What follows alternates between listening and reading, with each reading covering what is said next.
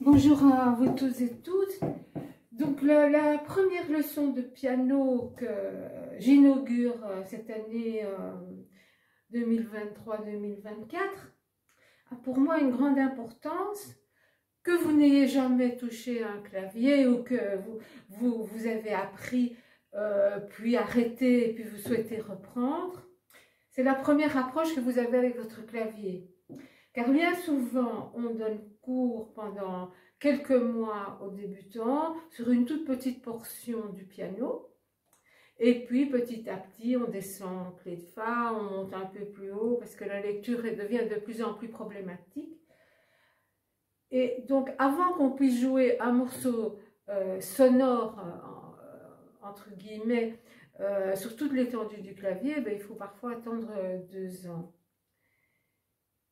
Et alors, on a souvent le nez, pour ceux qui ont fait du solfège, sur la partition, et donc on travaille intellectuellement et pas assez sportivement.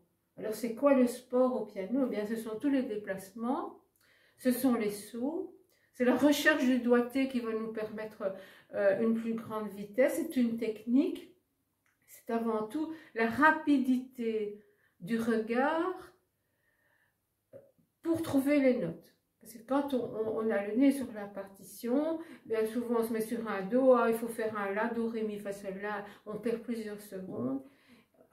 Et donc, avant de commencer à lire les chefs-d'œuvre que vous avez envie de travailler, il faut faire abstraction de tout ce que vous avez appris, ne pas mettre de partition devant vous et ne regarder que votre piano et vous respatialiser correctement. Donc, vous savez bien qu'il y a 7 notes de musique, do, ré, mi, fa, sol, la, si. Sur un piano, c'est assez facile parce qu'elles se succèdent. Elles se succèdent dans les graves pour monter progressivement dans les aigus. Je vais m'arrêter.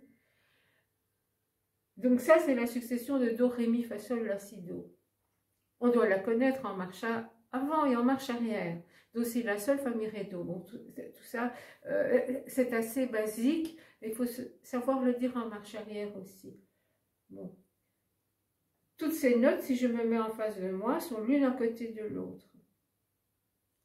On a toujours tendance à se remémorer de l'ensemble de ces 7 notes. Quand on vous demande une note toute seule, ré, ah oui, c'est à côté de do, ouais, do, voilà, bon, on perd du temps. Donc, il faut localiser les notes par groupe de touches noires. Vous avez une succession de 2 et de 3 touches noires sur un clavier. Je ne parle pas des extrémités, hein, où parfois il y a une touche comme ça, perdue au milieu d'un îlot. Donc, 2, 3, 2, 3, 2, 3. Ce sont mes 2 zones. Dans la première zone, j'ai do, ré, mi. Do à gauche, 2 touches noires, mi à droite. Dans la deuxième zone, qui commence fa, et qui va jusque si, j'ai fa, sol, la, si. Bon, alors, dans mon expérience de cours, la note la plus difficile à trouver pour tous les élèves, c'est le la. Ici, c'est facile, il y a 3 touches. Donc, do, mi, le ré est au milieu, c'est jamais compliqué. Fa, on n'a pas le réflexe suffisant de regarder le début des 3 touches noires pour le trouver. On fait, mentalement, on fait on perd quand même 4 secondes. Donc, ce qui est très important pour vous, c'est de regarder vos touches noires, les mains sur les genoux, et de dire je vais faire un ré, hop, c'est les yeux qui ont repéré les 2 touches noires et qui ont placé la touche au milieu. Je vais faire un fa, hop, les yeux regardent les 3 touches noires, fa. Je vais faire un si, on regarde à droite des 3 touches noires. Le la est juste en dessous du si, le sol est le grand ami du fa, hein, fa, sol. Donc vous faites des couples comme ça, fa, sol, la, si. Le la, on le trouve le plus facilement par rapport à la touche noire, la dernière des 3 touches noires. On descend légèrement sur la gauche pour trouver le la. D'accord? Après, vous vous faites des petits défis de notes. Je vais faire do, mi, ré, voilà. Toujours remettre la main sur le genou pour ne pas chercher avec le doigt. Toujours les yeux. C'est le principe du jeu de fléchettes, c'est vos yeux regardent d'abord la cible et la fléchette arrive sur la cible. Donc vos yeux regardent la cible et envoient le doigt. J'envoie le 3 sur le ré, voilà. Bon, je m'amuse à aller le plus vite. On travaille un peu la main gauche, hein, pour le droitier, développer le travail à la main gauche, ne le faites pas toujours à la main droite. Et donc, fa si, la sol, si la, sol la, fa sol, sol la, si la. Sol, si, la, sol, la, sol. Voilà, vous vous amusez comme ça, à gauche comme à droite. Bon. Donc ça, c'est la première approche. Et il n'y a rien à faire si l'habitude est ancrée en vous en disant do, sol, do, non, abandonnez ça. Forcez-vous à perdre cette habitude et à regarder par vos touches noires. Bon. Maintenant, ces touches noires, elles ont quand même une fonction autre qu'un point de repère. Et ça aussi, on zappe un peu sur cette importance-là. C'est qu'en fait, vos touches blanches, elles sont naturelles. Ce sont les sons naturels. Et vos touches noires vont altérer ces sons d'un demi-ton montant ou descendant. Je fais une parenthèse. Voici deux verbes d'action, monter et descendre, qu'il ne faut pas confondre au piano. On monte vers l'aigu, on descend vers les basses. Et donc, ne confondez pas. Monter, c'est vers la droite, et descendre, c'est vers la gauche. Sur la succession de nos 7 notes, do, ré, mi, fa, sol, la, si, do, il y a 2 endroits au clavier où vous n'avez pas de touche noire. Alors, il faut connaître la raison de ça. C'est parce qu'entre un mi et un fa, et un si et un do, il y a naturellement une distance que l'oreille franchit d'un demi-ton.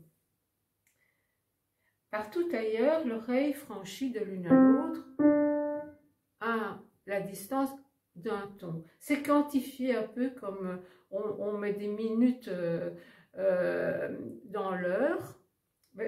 Ici, on va dire qu'un ton entier représente 9 commas, C-O-M-A-S. Un demi-ton 4,5. Et donc, quand j'écoute bien et que je sens l'effort que mon oreille fait pour suivre les tons entiers, je me rends compte que sur le fa, il n'y a pas d'effort. On retombe dans un confort à l'écoute, un effort. Tout ça, ce sont des tons entiers de 9 commas. Et là, c'était moins épuisant pour l'oreille. On avait un demi-ton, 4,5. Eh bien, ces touches noires comblent, en fait, les demi-tons qu'on a naturellement ici, elle les crée. Voilà. C'est très reposant pour l'oreille.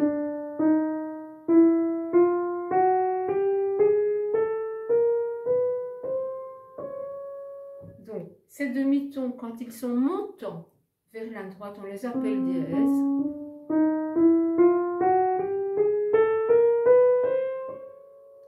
Quand ils sont descendants,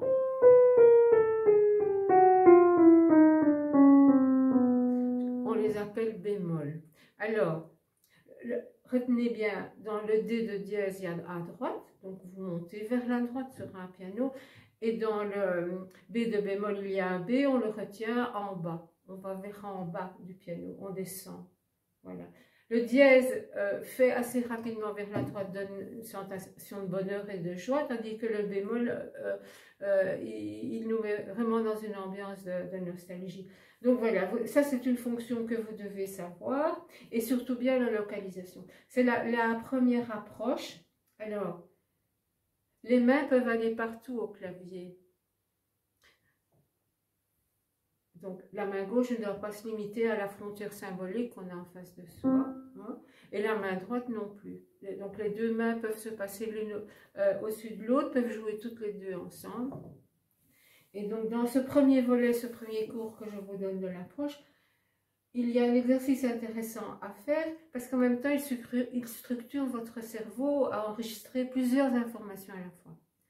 Déjà, le fait qu'on ait deux mains avec deux clés de lecture différentes lorsque vous aborderez la lecture des partitions, deux tons, hein, le noir et le blanc sur votre clavier, eh bien, donc le cerveau doit gérer une multitude d'informations qu'on n'a pas à faire dans la vie courante. Et donc, cet exercice de vous faire aller avec vos deux mains partout sur le clavier, donc ça va vous donner une aisance dans les omoplates, dans les mains, ça va vous enlever la crainte d'aller plus bas et d'aller plus haut. Et vous allez apprendre à structurer votre cerveau avec les informations. La main gauche ne pourra aller que sur les touches noires et la main droite ne pourra aller que sur les touches blanches, avec des doigts qui n'ont pas envie d'y aller spontanément. Il faut savoir que dans la main, le quatrième doigt n'a qu'une articulation et le pouce étant plus petit, il se met toujours un peu en repos sur le bois du piano, alors qu'il faut apprendre à le monter. Donc, la main gauche, elle ne peut aller sur les touches noires, elle ira sur les trois touches noires. Comme ça vous apprend à bien repérer vos zones de deux touches noires et de trois touches noires. Et la main droite va obliger le pouce, c'est vraiment pas confortable, à se mettre sur les touches blanches. Et vous allez faire trois sons. Fa dièse, sol dièse, la dièse avec la main gauche et do, ré, mi avec la main droite. D'abord faire toute la main gauche. Donc mes yeux visent bien le Fa que je vous ai appris dièse, hein, avec le 4. Vous verrez que le 3 veut prendre la place du 4, il ne faut pas accepter. Tant que vous ne sentez pas qu'il n'y a pas de problème pour envoyer le 4, vous recommencez. Voilà.